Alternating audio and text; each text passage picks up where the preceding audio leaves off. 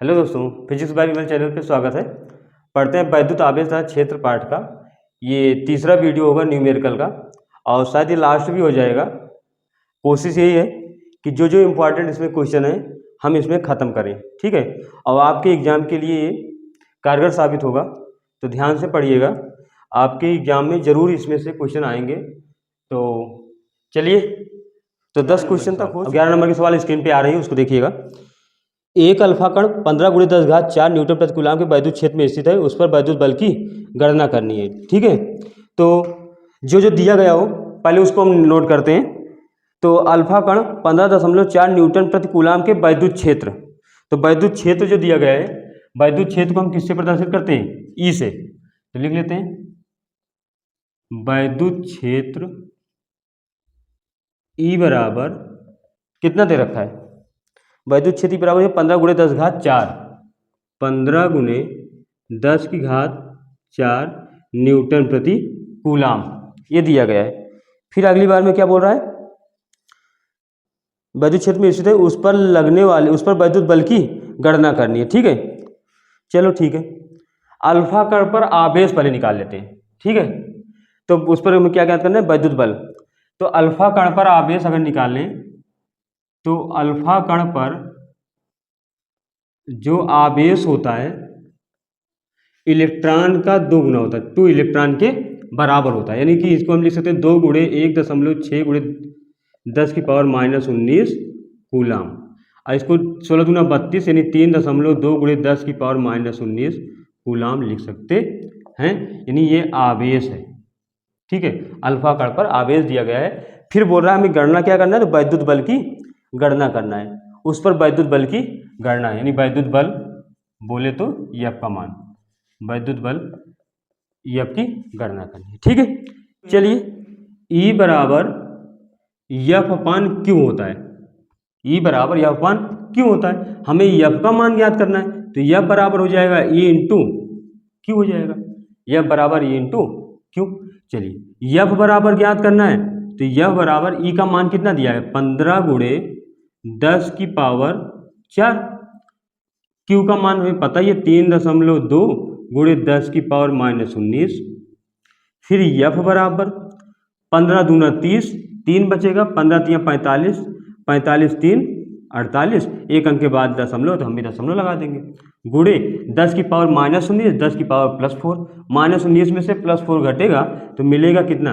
10⁻−15 बचेगा। हम दशमलव को एक अंक के करीब लाते हैं, तो इसके करीब में लाएंगे तो 4.8 हो जाएगा। और जब दशमलव अपनी तरफ आता है तो अपने में घात में जुड़ता है, यानी -15 में +1 हो जाएगा तो कितना आ जाएगा? -14 आ जाएगा, -14 हो जाएगा। यानी वैद्युत बल का जो मान आया, ये आया 4.8 × 10⁻14 न्यूटन। ये क्या हो जाएगा अपना? ये हो जाएगा अपना आंसर, ठीक है।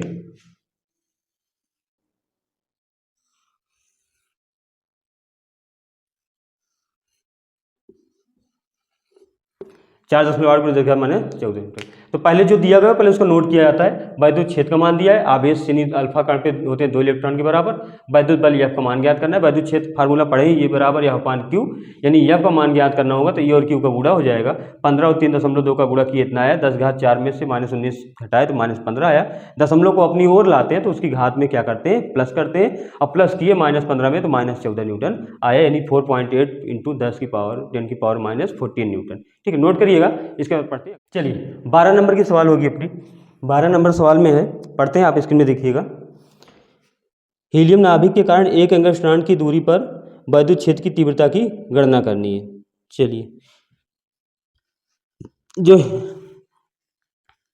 जो हीलियम नाभिक होता है ना, हीलियम नाभिक पर अल्फा कण के बराबर क्या होता है? धन आवेश होते हैं।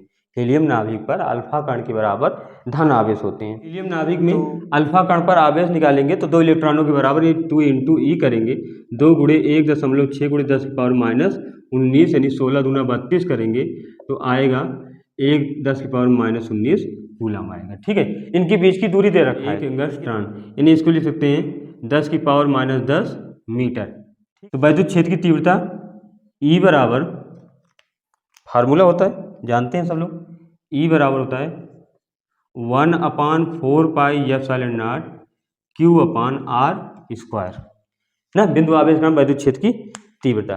तो चलो इस पे सॉल्व करते हैं। E बराबर 9 × 10⁻9 होता ही है। Q का मान दिया है 3.2 × 10⁻19 कूलम, और R का मान दिया है 10⁻10 स्क्वायर है तो हम स्क्वायर लगा देंगे। फिर E बराबर 9 × 10⁻9 गुणे 3.2 × 10⁻19। या एक काम करो, इसको गुणा कर डालो यहाँ पे ना, तो 9 से इसको गुणा करो तो 9 दूनी 18, एक बचेगा 9 3 27 से 28, एक अंक के बाद दशमलव लगा देंगे। 10⁻19 10⁻9 यानी 10⁻10 बचेगा, और नीचे का आएगा 10 दूना 20 यानी 10⁻20, उसको ऊपर ले चलते हैं तो E बराबर 2 10⁻10 और 10⁻+20। एक काम करते हैं, दशमलव को अपने एक अंक के करीब मिलाते हैं, 2.88 यानी 20 में क्या हो जाएगा, एक जुड़ जाएगा 21, और 21 में 10 जाएगा तो कितना बचेगा -11, +11 होगा ना, +11 हो जाएगा। 10⁻11 वैद्युत क्षेत्र की तीव्रता का मात्रक क्या होता है, न्यूटन प्रति कूलम। ठीक है, आंसर आ रहा है, न्यूटन प्रति कूलम आ जाएगा ये वैद्युत क्षेत्र की तीव्रता।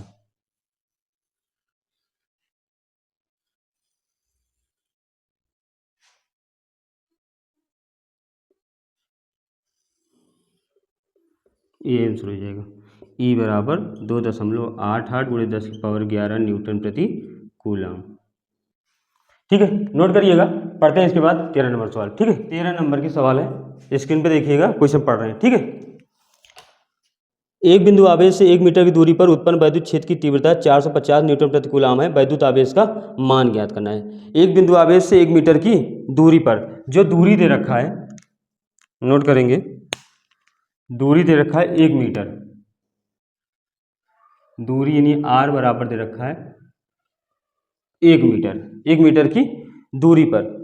फिर देखो वैद्युत क्षेत्र की तीव्रता, वैद्युत क्षेत्र की तीव्रता मतलब लिख लो, वैद्युत क्षेत्र की तीव्रता E बराबर कितना दे रखा है, 450 न्यूटन प्रति कूलम,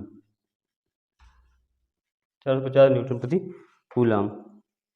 तो वैद्युत आवेश का मान ज्ञात करना है, यानी आवेश Q का मान। तो फार्मूला होता है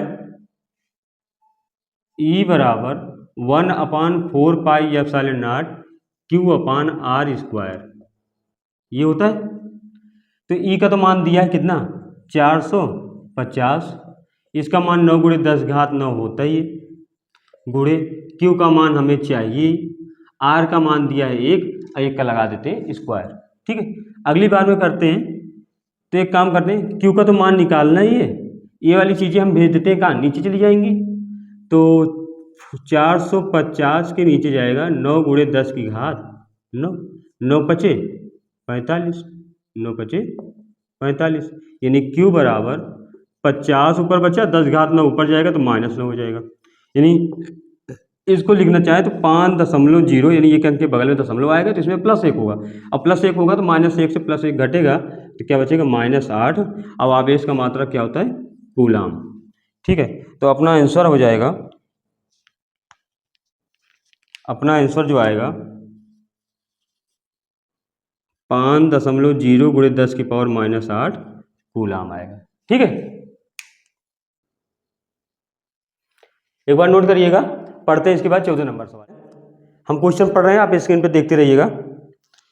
एक इलेक्ट्रॉन तथा प्रोटॉन के बीच की दूरी 0.53 एंगस्ट्रॉन है। इस निकाय का वैद्युत द्विध्रुव आघूर्ण ज्ञात करना है। वैद्युत द्विध्रुव आघूर्ण यानी P का मान ज्ञात करना है। P बराबर Q × 2L जानते हुए ना, यानी आवेश और उनके बीच की दूरी। तो जो जो दिया गया पहले उसको नोट करते हैं। एक इलेक्ट्रॉन तथा प्रोटॉन के बीच की दूरी दिया रखा है 0.53 एंगस्ट्रॉन। ठीक है, तो बीच की दूरी लिख लो,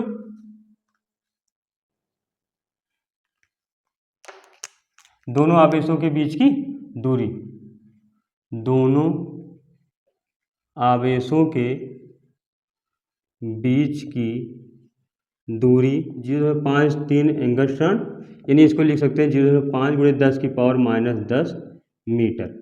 ठीक है, 5.3 लिख लो। 0.53 गुणे 10 की पावर -10 मीटर लिख लेंगे। चूँकि इलेक्ट्रॉन और प्रोटॉन पर आवेश समान होगा, अतः हम क्या लिखेंगे, Q बराबर 1.6 गुणे 10 की पावर -19 कूलाम। अब निकालना हमें क्या है, वैद्युत द्विध्रुव आघूर्ण। तो वैद्युत द्विध्रुव आघूर्ण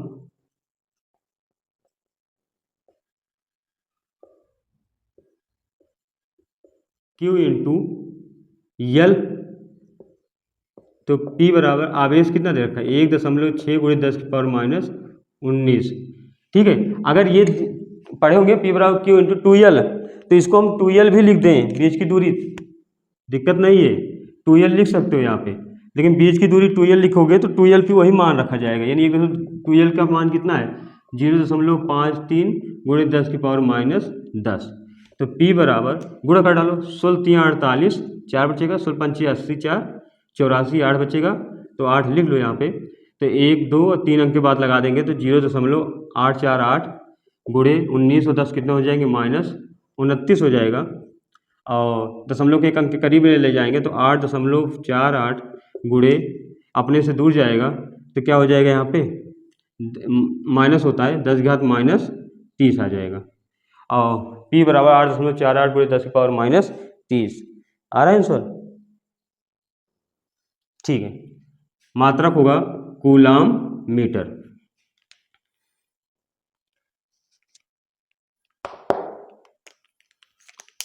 तो आंसर लिख लेना, P बराबर 8.48 गुणे 10 की पावर -30 कूलाम मीटर। ठीक है, नोट करिएगा इसको, इसके बाद बताते हैं अगले सवाल है अपनी स्क्रीन पे आ रही है, क्वेश्चन देखिएगा। एक वैद्युत द्विध्रुव 10⁵ न्यूटन प्रति कूलाम के वैद्युत क्षेत्र में 30 डिग्री के कोण पर रखा गया है तथा उस पर 6 × 10⁻24 न्यूटन मीटर का बल आघूर्ण लग रहा है, तो वैद्युत द्विध्रुव आघूर्ण की गणना करना है। तो वैद्युत द्विध्रुव 10⁵ न्यूटन प्रति कूलाम के वैद्युत क्षेत्र में रखा गया है। ठीक है, जो वैद्युत द्विध्रुव रखा है 10⁵ न्यूटन प्रति कूलाम के वैद्युत क्षेत्र में रखा है, तो वैद्युत क्षेत्र यानी E का मान रखा है, दिया गया है, वैद्युत क्षेत्र मतलब E का मान दिया 10⁵ न्यूटन प्रति कूलाम वैद्युत क्षेत्र में ये रखा गया है। फिर आगे देखते हैं क्या दिया गया, और 30 अंश के कोण पर रखा गया है, यानी थीटा बराबर दिया है 30 अंश के कोण पर। फिर आगे और क्या दिया गया है, उस पर 6 × 10⁻24 न्यूटन मीटर का बल आघूर्ण लग रहा है। जो बल आघूर्ण लग रहा है, बल आघूर्ण टाउ बराबर 6 × 10⁻24 न्यूटन मीटर का बल आघूर्ण लग रहा है।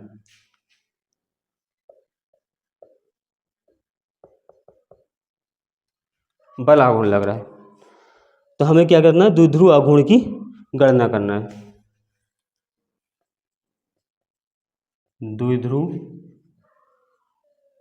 आघूर्ण यानी P का मान, वैद्युत द्विध्रुव आघूर्ण P का मान ज्ञात करना है। तो एक फार्मूला पढ़े हैं, टाउ बराबर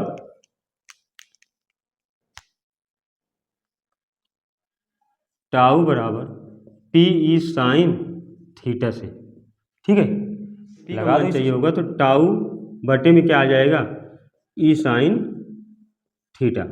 तो P बराबर टाउ का मान कितना है, 6 × 10⁻24, E का मान कितना दे रखा है, 10⁵5 साइन थीटा यानी साइन कितना 30 अंश मान। ठीक है, तो फिर P बराबर 6 × 10⁻24, ऊपर जाएगा तो हो जाएगा 10⁻5, और साइन 30 अंश का मान कितना होगा, 1/2, 1/2। चलिए, तो 1/2 जब ऊपर जाएगा तो हो जाएगा 2 × 6 = 12, 24 5 कितना हो जाएंगे, -29। फिर P बराबर दशमलव एक अंक के करीब में लाए तो 1.2 गुणे 10 में 29 में 1 जुड़ेगा तो हो जाएगा +1 यानी 10⁻28। ठीक है, 1.2 गुणे 10 की पावर -28 आएगा। चलिए, कूलाम मीटर, P बराबर 1.2 गुणे 10 की पावर -28 कूलाम मीटर, ये अपना हो जाएगा आंसर।